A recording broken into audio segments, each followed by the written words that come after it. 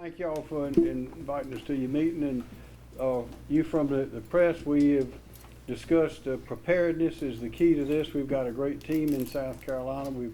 We communicate, collaborate, and cooperate, and that's the key to all of this. We're well equipped. Some folks are even staffing up even stronger than before, and we've learned a lot from recent events and hurricanes and floods, and we're getting stronger and preparing. But again, the key is preparation. And although we hope we don't have an event, hope we don't have a hurricane, we have to presume that we will. So we need to be ready, and that's our message. And this is the beginning of getting ready once again for the hurricane season. So Kim Stenson is here. Kim is the director of the Office of Emergency Management, and he is here to answer questions, present some ideas and facts, and same with the Highway Patrol and the Highway Department. Kim? Thank you, sir. Really, I've only got one real big message here, and this is for our citizens of South Carolina, and that's to have a plan and make it personal.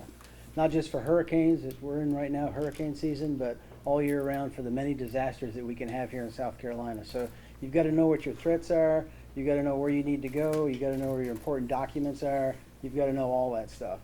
It's very important to do that, and we're all are prepared for whatever the next event is. And we've got 3 tools that we can help you with that. The first is our website at SCEMD.org. It's full of information on how you can prepare both individuals and businesses for a variety of different disasters. And then when we actually have an event, then that website, SCEMD.org, becomes kind of the focal point for information to get all that response and recovery information that we need to get out there, from evacuation zones to shelter locations, pretty much the whole gamut. The second one that we have to help everybody, and this was just fielded last year, is our South Carolina Emergency Manager app. And that can be downloaded on your smartphone, so you can carry it anywhere all the time. I'm sure everybody here's got smartphones with them today.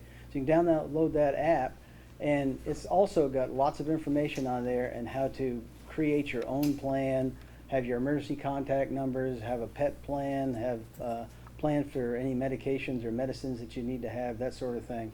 So that's available, and it's available on Google Play and at the App Store. And then the last item that we've got, the last tool, is an updated 2019 hurricane guide. And that's full of information on how anybody can get prepared for a hurricane in South Carolina. It'll take you through the whole part of it. It'll take you through the evacuation, leaving your home, going back to your home, how to stay connected, pretty much everything that you need to know. It's got a wealth of information in there. And that's available in a variety of sources. It's available on our website at scemd.org. But it's also available at Walgreens statewide, at 20 coastal DMVs, and also offices, and also at welcome centers along the interstates.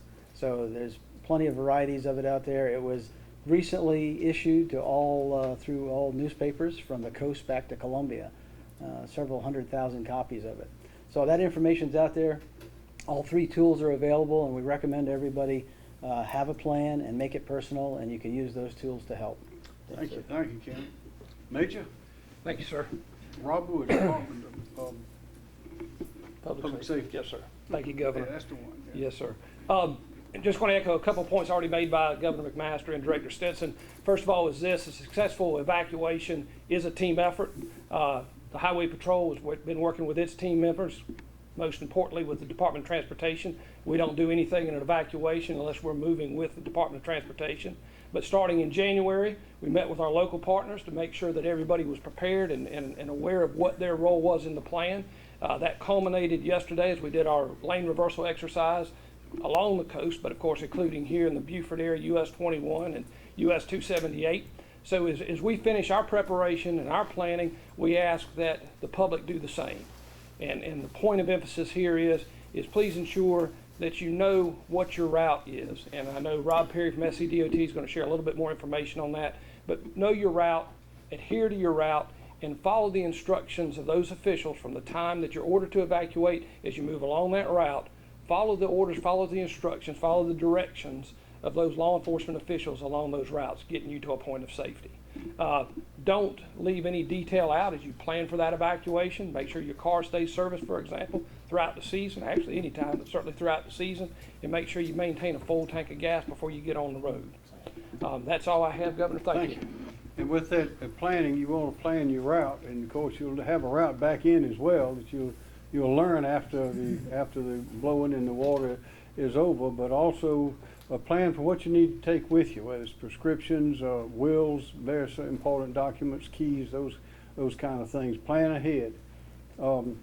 Rob, if you will, please. Rob Perry, Department of Transportation. Thank you, Governor. I'm Rob Perry. I'm the Director of Traffic Engineer at SCDOT, and as Major Woods and the Governor have said, plan ahead. The big thing that we always want to stress from the DOT is to know your route. And there are 3 easy ways to figure out what your route is. There are 35 evacuation routes from our coast, and our goal is to get our citizens and our visitors 100 miles inland whenever evacuation is called for. One easy way to find your route is just get your state map out, and the evacuation routes are identified in orange. A second way is just go to the DOT website, scdot.org, and select travel. And there you'll find the evacuation routes, and they're different colors depending on where you are to make them jump out at you and make it easy to understand. And finally, for those of you with the smartphones, with the digital age that's upon us, just get your phone out and download the 511 SC app. There's a layer for the hurricane evacuation routes. All you have to do is turn on that layer, go back to your map and hit the triangulate button, which tells you where you are on that map. So do that from your home, and the closest colored line is your route.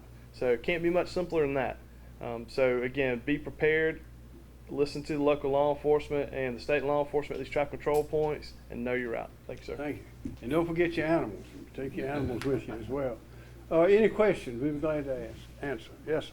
Yes, sir. What are some of the things you learned this past hurricane season with Hurricane Florence that you're maybe looking to implement this upcoming season? Well, Director Stimson can address that in a moment, but the main thing that we learn every time is the importance of preparation, and the importance of the preparation not only of those who in various offices and functions for the government, but also the citizens themselves. You must understand that it is very important to prepare and be ready, because once a hurricane arrives or floods or the waters are coming in, it's really too late to do any clear thinking then. You have to do that in advance. So we ask everybody to do that.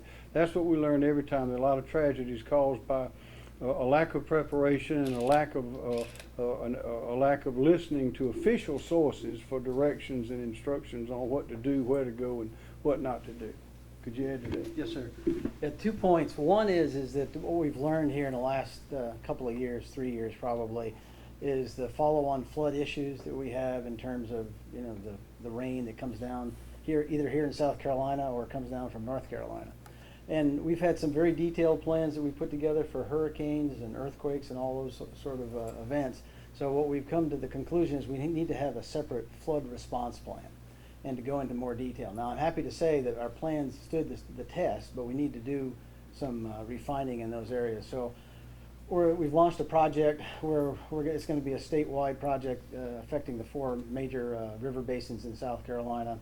And then we're going to take a look at potential evacuation zones, potential sheltering locations, and then also, and not just limited to those areas, but also what infrastructure may be affected and what's the impact of that infrastructure being affected. So that's one area.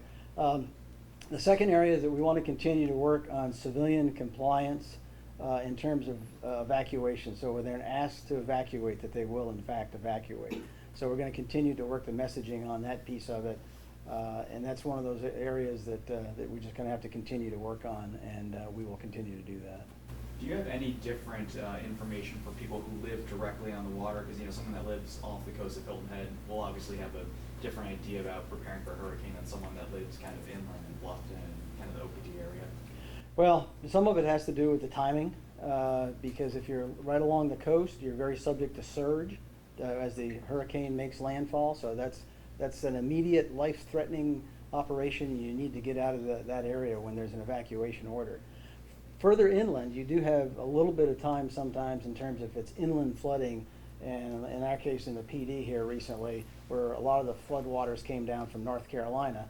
That does take a while, so that there's more of a deliberate ability to react, and you don't have to react quite as immediate as you do for surge during a coastal event. On the, one of the problems here in Matthew was communication.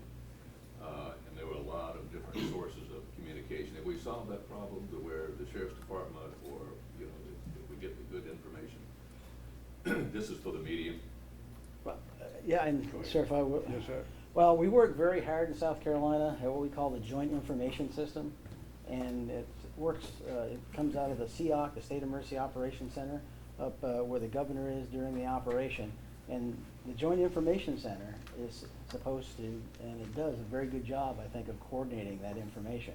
But that Kind of a involves. bottleneck because of local police department, sheriff's department, and the state all had different stories. At one point, we had a bottleneck on exit 8. I think it's been solved from the sheriff's department. Yeah, I'm going from the sheriff. I just wonder, I know Beaufort County has got it solved. I just wonder if is there a statewide communication now with the sheriff? So we know we're getting, or is it all The through sy- Pixel or? Well, no, the system's all in place, but it requires everybody at every level to work that issue. So if you have information at the local level, it needs to go to the, you know, to the county level, and then it needs to go to the state, so we can consolidate that information and put it out in one voice, and that's very critical in all emergency Right. management piece of it. The main problem we have with getting information out is some people won't listen to it. They just don't believe They it. hear different things. They say they'll go ride the hurricane out, and of course, that'll be the last one they go ride out, or try to ride out. How did the evacuation, reversal of lanes go? Superior, Yeah, did everything work clockwork, smooth? yes. Yeah. So just to be clear, the latest up-to-date information will be going through the website or the app. It's not information that people should sit on and hope, you know, just pings into their phone automatically, correct? No, I mean, I think there's some, I think, responsibility to keep connected and make sure that you're staying in connectivity with what's going on at the local level and also the state level. So I mean, and you know, listen to the press conferences, listen to the guidance that's you know, forwarded out by your jurisdictional folks and municipalities and our folks. So staying connected is the biggest part of it. There's some responsibility there. Governor Yes, McMaster, ma'am. Hi, so you just said some people can be very stubborn to want to stay in place. Are you thinking about these sort of things when you're putting out mandatory evacs? And then I also, follow-up question to that, during Florence, what was going into your decision to reverse the mandatory evac to let Beaufort County come back in? That reverse, that was based on information. We react to the information. There are a lot of thought, calculation goes into that. You ought to come up to the SEOC up there and see all the people that are involved in making those decisions. We try to get the information as best we can. Of course, we have local sources we depend on, and we calculate based on past experience and try to come up with the best plan. When it was clear that the evacuation needed to take place, but then it was clear that it was unnecessary, so we changed it. What was the first part of your question? Just, it's always better to be safe rather than sorry Oh, to yeah. have that whole coastline Well- evacuate when you. Well, think that it's usually you don't okay. get to be sorry but one time, and then you're real sorry. Real sorry. You have a personal anecdote from living in South Carolina, hurricanes coming through, anything when you're younger? Yes, I remember Hurricane Hazel. We didn't have all this stuff then. Anybody here old enough to remember Hurricane Hazel? Unfortunately. We were at Pawleys Island with my grandparents, and we went up to one of the stores and went to see a concrete block thing, and because we heard the hurricane was coming, and then we went and spent the night in the church, and then we got out. I can't remember if the hurricane was there. We got out, but it was something. It really destroyed Pawleys Island and a lot of other places as well. And then fast forward to Hugo. I mean, that was like an atom bomb went off. It was something. I was in Columbia then. It blew the roof off, shingles off our house in Columbia. Can did in '89, and blew down big trees in Charlotte. I mean, these things, they're not to be toyed with. And you can drown, you can get electrocuted, you can step in a hole, you can have a piece of debris hit you, a tree fall on you. When that wind's blowing and the water's coming, the best thing to do is get out of there. Are there any added complications? You know, the coastline of South Carolina, a lot of tourists come to this area, so getting that information that maybe the South Carolina natives might know to also the tourists who might not be from the area, is that a challenge as well? That is a challenge, and we're working with the